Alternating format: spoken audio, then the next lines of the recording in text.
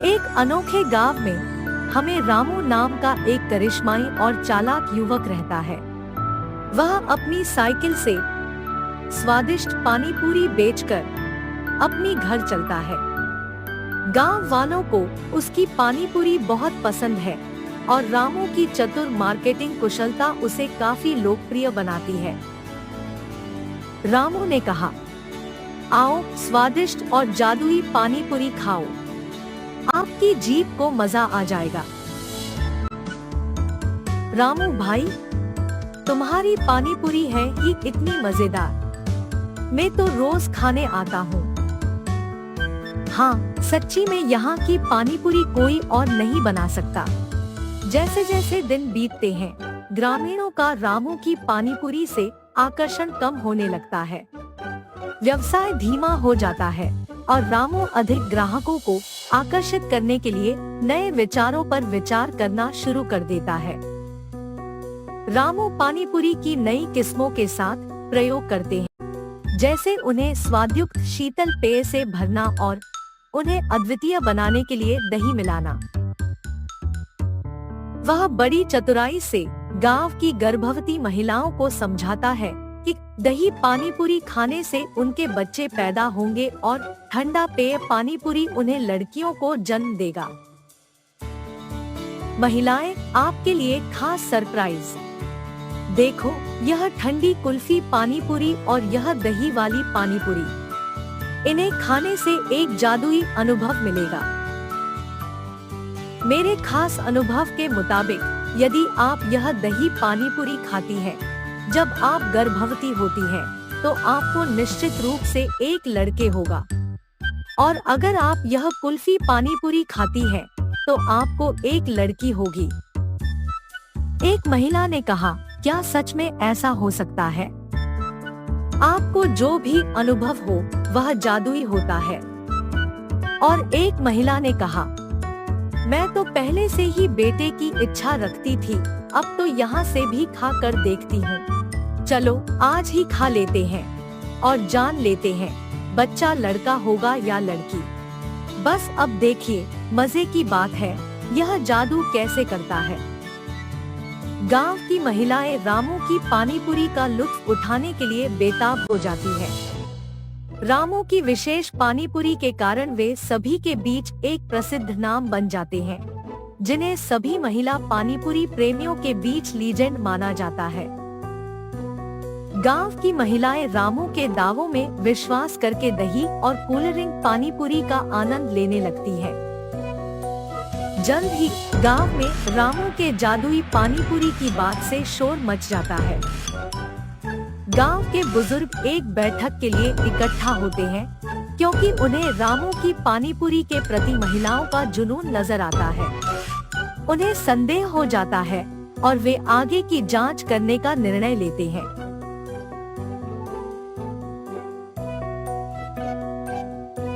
ये सब तो बस चाल है।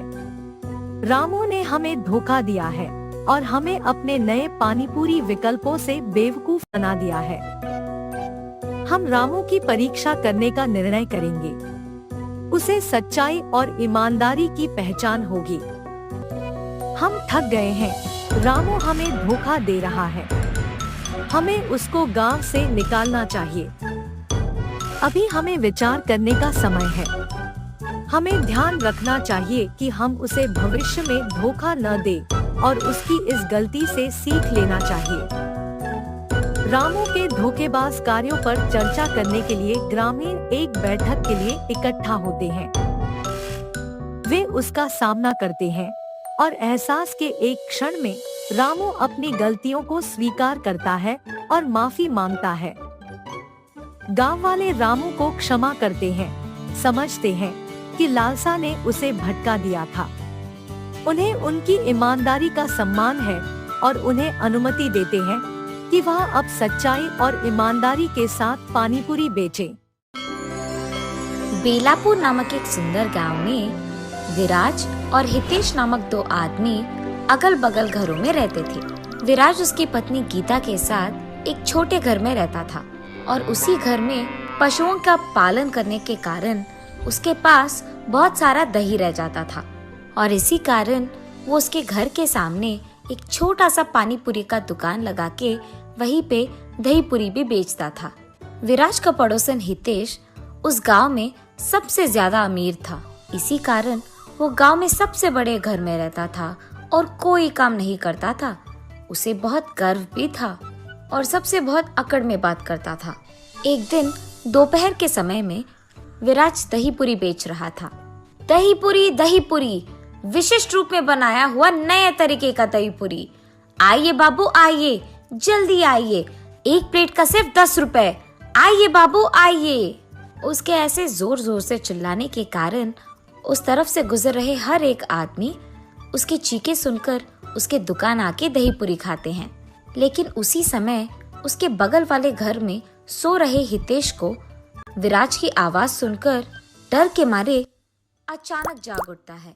हाँ, इस आदमी की आवाज के वजह से मेरी अच्छी खासी नींद खुल गई। अगर आइंदा ऐसा नहीं होना है तो मुझे अभी जाकर इसे बता देना होगा। ये फैसला करके हितेश गुस्से में विराज के पास जाता है। अरे, ये तो सारे गांव में सबसे अमीर है। ये मेरे पास आ रहे हैं तो लगता है कि मेरे पास मौजूद सारे दही पूरी खत्म हो जाएंगे। विराज ऐसे सोचकर खुश होता है जब हितेश उसके दुकान आता है। अरे रे हितेश साहब, बोलिए ना, कितने दही पूरी बनाऊं मैं? विराज, मैं इधर दही पूरी खाने नहीं आया। तुम्हारी ये चीखें मुझे बहुत तंग कर रही है। हर रोज तुम दही पूरी करके चिल्लाकर मेरा चैन खराब कर रहे हो। तुम्हें पता है कि मैं किसी भी चीज का काबिल हूँ। अगर अगली बार ये चीखें मैंने सुना तो तुम्हारा घर और ये दुकान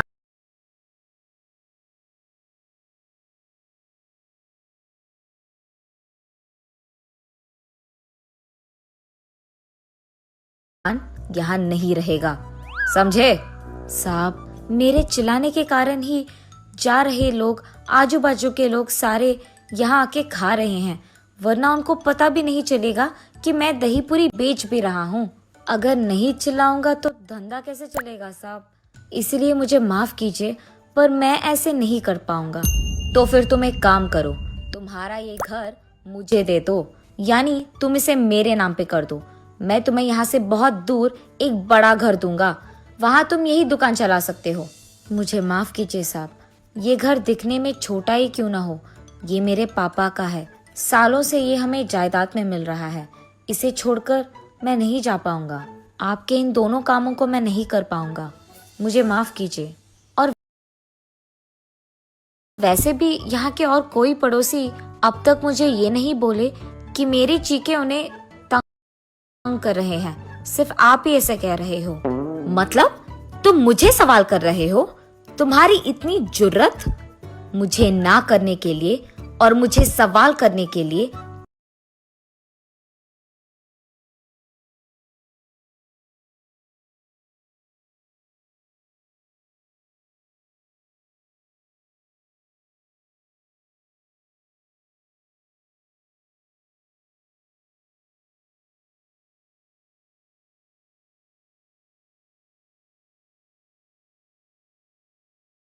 तुम भुगतोगे, देख लेना।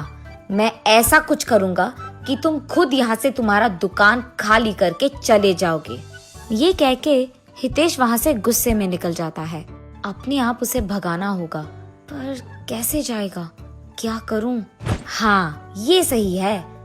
मैं उसके दुकान के एकदम आगे एक और बड़ा दुकान लगाऊंगा। उसमें मैं एक ऐसे आदमी को लगाऊंगा जो दही पूरी विराट से भी अच्छा बनाए, और वो दही पूरी विराट से भी कम दाम में बेचेगा। ऐसे विराट को छोड़कर सारे लोग मेरे ही दुकान आएंगे। इसी कारण विराट दुकान छोड़कर चले जाएगा। ये फैसला करके वो दूसरे ही दिन विराज के दुकान के ठीक सामने एक बड़ा सा दुकान लगाता है। उसमें एक बहुत अच्छा दही पूरी बनाने वाला और वहाँ के ग्राहकों को बैठने के लिए कुर्सियों की इंतजाम भी करता है, और उस दही पूरी का दाम भी विराज से कम ही होता है। विराज की दुकान से कम दाम होने के कारण उस गांव के सारे लोग दही पूरी खाने के लिए हितेश के दुकान ही जाते हैं और विराज के दुकान को जाना बंद कर देते हैं। ये देख हितेश खुशी से पगला जाता है। ऐसे कुछ दिन बीत जाते हैं। एक दिन विराज देखते ही रहता है कि सारे ग्राहक उसके दुकान आए बिना हितेश के दुकान ही जाते रहते हैं। हितेश ने सिर्फ जीतने के लिए ये सब किया है। मेरे दुकान के ठीक सामने उसका एक बड़ा दुकान लगाकर, उसमें एक बावर्ची लगाकर, कुर्सियां लगाकर दाम को कम करके दही पूरी बेच रहा है, ताकि सारे ग्राहक सिर्फ उसके दुकान जाए और मेरे यहाँ नहीं आए। ऐसे ही करने दूंगा उसे तो वो जीत जाएगा।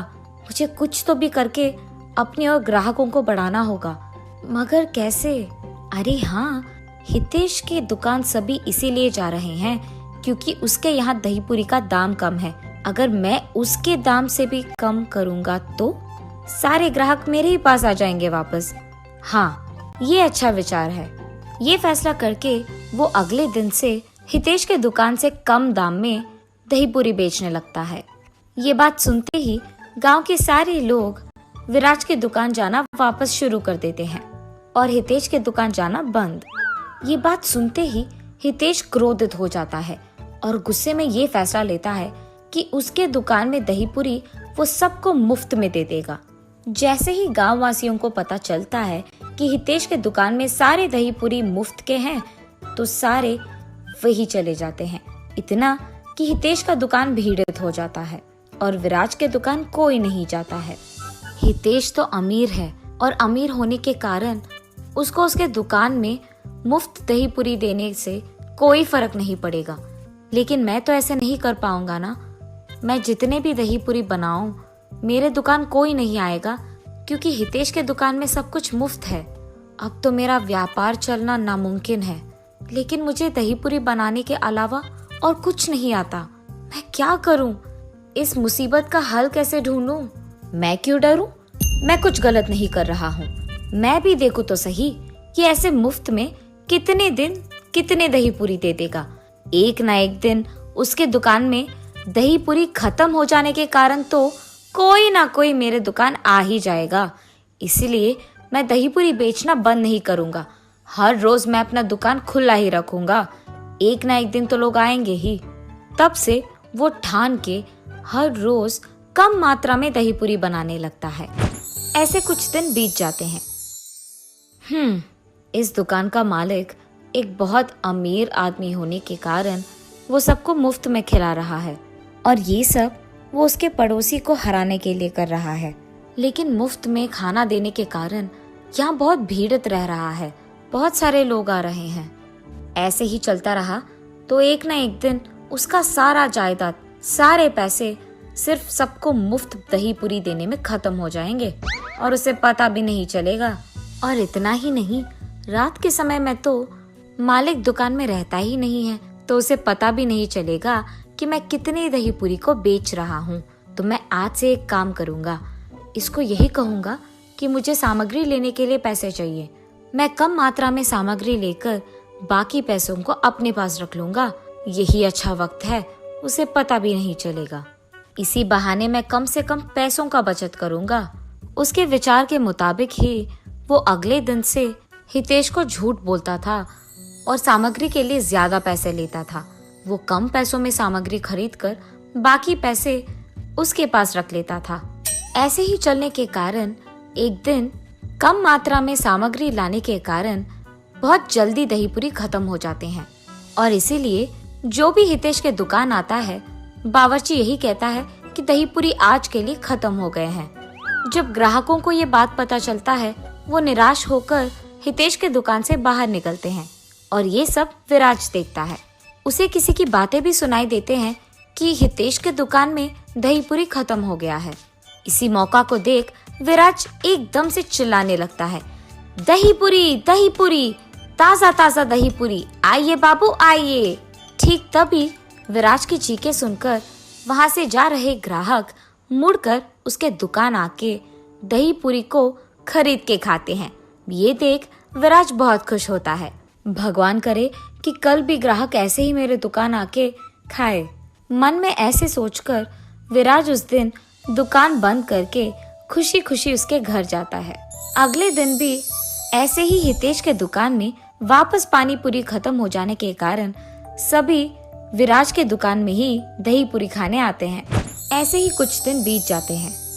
एक दिन विराज सुबह के समय में जब दही पूरी बनाने के काम में व्यस्त था, उसके एकदम सामने वो ये देखता है कि हितेश के दुकान में काम करने वाला बावर्ची उससे बहुत सारे पैसे लेता है। अरे, ये आदमी हितेश से इतने सारे पैसे क्यों ले रहा है? अगर सारे गांव को भी दही पूरी मुफ्त में खिलाना हो तो इतने सारे पैसे तो नहीं लगेंगे। दाल में कुछ तो काला है। ऐसे विराज सोचने ही लगता है कि इतने में हितेश के बावर्ची को वो पैसे लेकर कहीं जाते हुए विराज देखता है। इस समय में मेरे दुकान तो वैसे भी कोई नहीं आएगा। मैं इसका पीछा करके ये तो देख लूं कि ये इतने पैसों से कर क्या रहा है। ये फैसला करके वो उस आदमी का पीछा करने लगता है। हितेश का बावर्ची सामग्री खरीदने के लिए एक दुकान जाता है।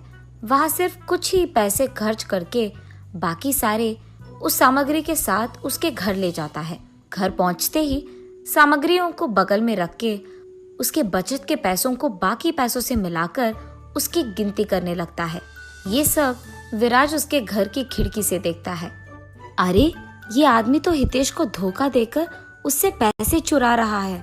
उससे बहुत सारे पैसे लेकर कम पैसों में सामग्री खरीदकर बाकी पैसों को ये बचत कर रहा है। इसी कारण कुछ दिनों से हितेश के दुकान में दही पूरी जल्दी खत्म हो जा रहा है, जिसके कारण सारे ग्राहक मेरे दुकान आ रहे हैं। मुझे तुरंत इस बात हितेश को बता देना होगा। उसके बाद विराज हितेश के पास जाकर उसे सब सच बताकर उसे उसके साथ ले जाकर उसके बावर्ची का सच्चा रूप दिखाई देता है। वहाँ पैसे गिनते हुए उसके बावर्ची को देख हितेश चौंक जाता है। तुम्हारे पास इतने सारे पैसे कहाँ से आए? तुमने जो कुछ भी करा, मुझे विराज ने सब कुछ बता दिया। तुमने सोचा कि तुम मुझे धोखा दोगे और बच जाओगे? सब सच बताओ, वरना मैं तुम्हें इस गांव में रहने लायक ही नहीं छोड़ूंगा। मुझे माफ कीजिए भाई साहब, मैंने गलती कर दिया। मैंने आपको सामग्री के लिए बहुत सारे पैसे देने के लिए कह दिया और उसमें सामग्री कुछ ही खरीद कर बाकी में रख लेता था। ऐसे ही ये पैसे आए साहब, मैंने और कुछ नहीं किया साहब, मुझे माफ कर दीजिए। आप आपके पैसे ले लीजिए साहब। पहली बार गलती है, इसीलिए माफ कर रहा हूँ। तुम मुझे मेरे पैसे दे दो और कल से दुकान आने की कोई जरूरत नहीं है। ऐसे कहने के कारण वो आदमी हितेश को पैसे देकर वहाँ से चले जाता है। विराज, मुझे गर्व था कि मैं अमीर हूँ और इस गांव में सबसे बड़ा घर मेरा ही है। इसी कारण मुझे बहुत गर्व था और मैं बहुत अकड़ से सबसे बात कर रहा था। सिर्फ तुम्हें हराने के बहाने मैंने न जाने क्या क्या नहीं किया। एक बड़ा दुकान लगाया, उसमें मुफ्त का खाना दिया। इतना सब कुछ करने के बावजूद तुमने मेरी मदद करने से पहले एक भी बार नहीं सोचा। जैसे ही तुम्हें पता चला कि मुझे कोई धोखा दे रहा है, तुमने मुझे तुरंत बता दिया। मैंने तुम्हारे बारे में बहुत गलत समझा। मुझे माफ कर दो और आइंदा मैं ऐसे गर्व में बात नहीं करूंगा और अकड़ में नहीं रहूंगा। मैं तुम्हारे व्यापार के लिए भी अब मुसीबत नहीं बनूंगा। आज से हम दोनों दोस्त बन के रहेंगे। तब से हितेश उसका व्यवहार बदलकर सबसे अच्छे से बात करता है और विराज हमेशा की तरह उसके दुकान को चलाते रहता है। हस्तिनापुर नामक एक सुंदर गांव में आदित्य और हरिता नामक पति पत्नी रहते थे। उनका वीना नामक एक सुंदर बेटी भी थी। आदित्य उसी गांव में गोभी मंचूरिया बना के बेचता था। वो हमेशा एक बहुत अमीर आदमी बनने की ख्याल देखता था। ऐसे ही दिन में सपने देखते देखते वो अपनी निजी जिंदगी को भूल ही जाता था। एक दिन आदित्य गोभी मंचूरिया बना के उसे बेचने लगता है। गोभी मंचूरिया, ताज़ा और स्वादिष्ट गोभी मंचूरिया, एक प्लेट का सिर्फ 40 रुपए। आइए बाबू आइए। उसकी चीखें सुन और उसके दुकान से आ रहे अच्छी सुगंध को देख सभी उसके पास जाने लगते हैं और वहाँ का गोभी मंचूरिया खा के ऐसे कहते हैं, अरे वाह आदित्य, गोभी मंचूरिया एकदम मस्त है, कमाल है। अरे हाँ आदित्य, ये तो बहुत ही बढ़िया है। तुमने एकदम बढ़िया गोभी मंचूरिया बनाया है। ऐसे ही सारे लोग उसके गोभी मंचूरिया की तारीफ करते हुए खुशी से खाते रहते हैं। यही तो चाहिए मुझे। एक दिन मैं ऐसे ही गोभी मंचूरिया बना कर बहुत ही अमीर बन जाऊंगा और मैं एक बड़ा सा गोभी मंचूरिया बनाने वाला दुकान लगाऊंगा और वहां पे भी मैं नहीं बल्कि मेरे नीचे काम करने वाले वहां गोभी मंचूरिया बनाएंगे। मैं बहुत जल्दी बहुत ही अमीर बन जाऊंगा। वो दिन दूर नहीं है जिस दिन मैं अपना खुद का दुकान चलाऊंगा और मुझे बहुत सारे पैसे मिलेंगे और मैं खुशी से जी पाऊंगा। ऐसे ही वो उसके ख्यालों में खो जाता है। आदित्य, आदित्य, अरे आदित्य, अरे ये क्या हो गया इसको? इतनी बार बुलाने के बावजूद नहीं मुड़ रहा है। हाँ, इसके बारे में ये तो सबको पता है। ये हमेशा उसके ख्यालों में खोया हुआ रहता है। दिन में ही सपने देखता है और निजी जिंदगी भूल ही जाता है। इस गांव में अब तक किसी ने भी इसको मंचूरिया के पैसे नहीं दिए हैं। इतना खोया हुआ रहता है ये। चलो चलो, अब इसको बुलाकर कोई फायदा नहीं है। उस आदमी के ऐसे कहने पर वो दोनों वहां से बिना पैसे दिए चले जाते हैं। आदित्य के इस बर्ताव देख उसकी बीवी बहुत चिंतित होती है। उसको हमेशा इस बात का चिंता रहता है कि ऐसे ही अगर आदित्य अपनी निजी जिंदगी के बारे में भूल कर सपने में ही जीता रहेगा तो उनकी बेटी का पढ़ाई का क्या होगा। और इसी बात को लेकर वो हमेशा दुखी रहती थी। हर रोज अपने बेटी के बारे में और अपने पति के बारे में ऐसा सोच सोच कर चिंतित होने से कोई फायदा नहीं है। मुझे अब खुद ही कुछ करना होगा। मैं देखते देखते अपनी बेटी का जिंदगी खराब नहीं कर सकती। इसीलिए मैं खुद से पैसे कमाऊंगी। कोई भी काम करके मैं पैसे कमाकर अपनी बेटी को पढ़ाऊंगी। अरे हाँ, मेरे पिताजी तो उनके खेत में गोभी उगाते हैं ना। मैं भी उनकी सहायता करूंगी और ऐसे ही मैं पैसे भी कमा सकती हूँ। तो चलो, मैं गोभी उगाकर आए हुए पैसों से अपनी बेटी को पढ़ाऊंगी। और उसके फैसले के मुताबिक ही हरिता उसके पिताजी के खेत में गोभी उगाते हुए उनकी मदद करते हुए आए हुए पैसों से उसकी बेटी को पढ़ाती है। ऐसे बहुत दिन बीत जाते हैं। एक दिन जब आदित्य उसकी दुकान में गोभी मंचूरिया बना रहा था तो उसे एक आदमी उसके कार में उसके आगे से निकलते हुए दिख जाता है। उसे देख वो अपने आप में सोचता है, मुझे जल्द से जल्द इस गांव में सबसे अमीर बन जाना होगा और उसके बाद मैं सबसे बड़ा कार खरीदूंगा और ऐसे ही सारा दिन उस गाड़ी में घूमता ही रहूंगा। ऐसे ही ख्यालों में खोए हुए वो दिन में सपना देखने लगता है कि वो उस गाड़ी में बैठा है और पूरा गांव सैर कर रहा है। इतने में वो भूल ही जाता है कि उसने गैस पे गोभी मंचूरिया को लगा दिया और उसे बंद नहीं किया। इस कारण गोभी मंचूरिया कुछ देर बाद जलने लग जाती है और आदित्य को ये बात बिल्कुल पता नहीं चलता है। इतने में एक आदमी आदित्य के पास जाता है और उसे बुलाता है, सुनिए सुनिए भाई साहब। पर आदित्य तो उसे देखता भी नहीं है। अरे ये क्या, मैं इस आदमी को बुला रहा हूँ और ये बिल्कुल नहीं सुन रहा है।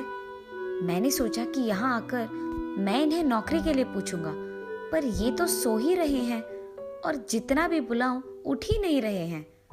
पर यहाँ और कोई भी तो नहीं है, मुझे इन्हें जगाना ही होगा।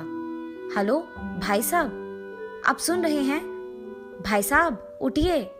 उस आदमी के जोर से बुलाने पर आदित्य अचानक उठ जाता है। हाँ, कौन हो तुम? क्या चाहिए तुम्हें? भाई साहब, मैंने वो सोचा कि आपकी दुकान में अगर कोई काम हो तो। कोई भी काम चलेगा, मैं कुछ भी करने के लिए तैयार हूँ। मैं अपनी दुकान में काम खुद कर सकता हूँ। अरे यहाँ मैं आराम कर रहा था, अच्छा खासा एक सपने को देख रहा था और तुमने मुझे जगा दिया। चले जाओ यहाँ से, तुम्हारे कारण मेरा अच्छा सपना टूट गया। मैं तुम्हें कोई काम नहीं दूंगा। आदित्य के ऐसे कहने पर वो आदमी बहुत दुखी होता है और चुपचाप वहां से चलने ही लगता है कि इतने में उसे दुकान से जलने की बू आने लगती है। ये जलने की बू कहाँ से आ रही है और लग रहा है कि बहुत भयानक भी है। ये सोचते हुए वो इधर उधर देखने लगता है। इतने में उसको दिख जाता है कि ये बू आदित्य की दुकान से आ रही है और तुरंत वो आदित्य के पास जाकर कहता है, अरे भाई साहब, लगता है कि आपने बहुत मेहनत करके ये गोभी मंचूरिया बनाया है, पर आपने गैस बंद नहीं किया। शायद आप भूल गए होंगे। क्या? मैंने गैस बंद नहीं किया? ये कहते हुए आदित्य उसके गोभी मंचूरिया के पास भाग कर जाता है। उसे बर्बाद होते देख वो बहुत निराश होता है। मैंने इस आदमी पे चिल्लाया है और इसने फिर भी मेरा भला ही चाहा है। लगता है कि ये आदमी बहुत अच्छा है और नेक इंसान है। इसे अगर मैं काम पे लगा लूँगा तो दोबारा जलने से बचाएगा मेरे गोभी मंचूरिया को, और उसके सिवाय अगर मैं कभी अपने ख्यालों में खो भी गया तो ये मुझे संभाल लेगा। यही बेहतर है कि ये मेरे पास काम करे। सुनो, तुम्हारा नाम क्या है? जी किरण। ठीक है किरण, तुम्हें कहीं जाने की ज़रूरत नहीं है। तुम मेरे यहाँ काम करोगे। कल से आ जाना। मैं मंचूरिया बनाऊंगा और तुम उसे जाकर अपने ग्राहक को दे दोगे, ठीक है? जी साहब, मैं कल से आ जाऊंगा काम पे। उनके फैसले के मुताबिक ही अगले दिन जब किरण काम पे आता है तो आदित्य गोभी मंचूरिया बनाते रहता है और किरण उन्हें ग्राहकों को पहुंचाते रहता है।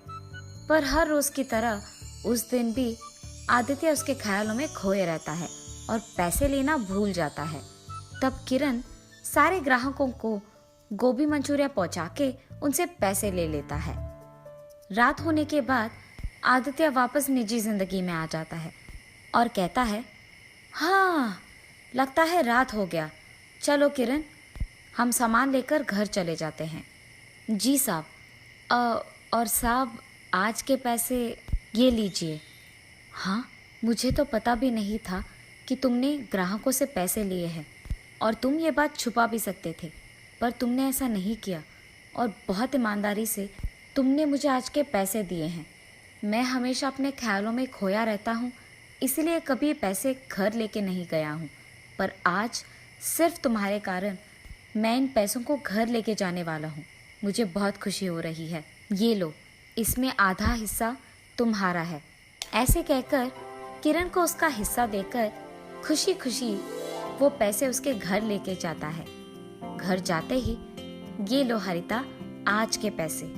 क्या आप पैसे लेकर आए? मैंने तो सोचा ये दिन कभी नहीं आएगा जी। मुझे आज बहुत खुशी हो रही है। हरिता के ऐसे कहने पर आदित्य उसे किरण के बारे में सब कुछ बताता है। भगवान का लाख लाख शुक्र है कि आपको काम में मदद करने के लिए एक ईमानदार और नेक इंसान मिल गया। चाहे कुछ भी हो जाए, उसे काम से कभी ना निकालिए जी, ठीक है? हाँ हरिता, कभी नहीं निकालूंगा। ऐसे ही कुछ दिन बीत जाते हैं। एक दिन काम खत्म हो जाने के बाद जब आदित्य पैसे लेकर घर लौटता है, वहाँ हरिता को दुखी देख, अरे क्या हुआ हरिता, तुम इतनी दुखी क्यों हो? मैंने अपने पिताजी के साथ उनके खेत में गोभी उगाया था जी, पर अब मार्केट में गोभी का दाम गिर गया है। इसी कारण गोभी बेचने पर मुझे ज्यादा पैसे नहीं मिलेंगे, और तो और मेरे निवेश के पैसों में एक भी हिस्सा मुझे लौटकर वापस नहीं आएगा। मुझे डर है कि मेरा नुकसान हो जाएगा जी। अरे चिंतित मत हो हरिता, मेरे पास इसके लिए एक हल है। मैं वैसे गोभी का ही मंचूरिया बनाता हूँ ना, तो तुम्हारे उगाए हुए गोभी को लेकर अगर मैं मंचूरिया बना के बेचूंगा तो उससे ज्यादा पैसे कमा पाऊंगा। ऐसे तुम्हारा नुकसान भी नहीं होगा और हमारा भी दुकान अच्छा ही चलेगा। ठीक है जी, मुझे भी लगता है कि ये काम करेगा। गोभी सारे खेत में इकट्ठे किए हैं मैंने, आप वहां से उसे ले लीजिए। हरिता के ऐसे कहने पर वो उसके फैसले के मुताबिक ही खेत में जाकर गोभी लेकर उसे मंचूरिया बनाता है और बेचता है।